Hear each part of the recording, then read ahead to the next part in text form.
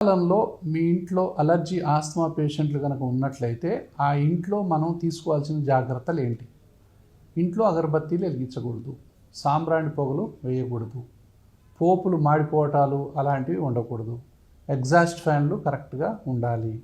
దాని తర్వాత సువాసన కోసం ఇచ్చేటటువంటి ఎలాంటి ఎయిర్ ఫ్రెషనర్స్ కూడా వాడకూడదు, ఇంటి లోపల పర్ఫ్యూమ్స్ వాడకూడదు.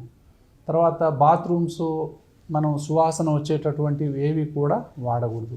ఇంట్లో ఇండోర్ పొల్యూషను అనేది బ్యాన్ చేయాలి. సో దేవుడి గదిలో వెలిగించేటటువంటి ఈ అగరబత్తీని తీసుకెళ్ళి బయట ఎక్కడన్నా తులసి మొక్క ఉంటే అక్కడ పెట్టుకోవటం అనేది ఉత్తమం.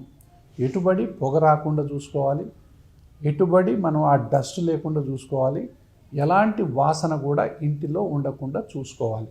కుక్క పిల్లలు, పిల్లి పిల్లలు, చిలకలు, పావురాలు వీటన్నిటి ఎంత దూరంగా ఉంటే అంత మంచిది.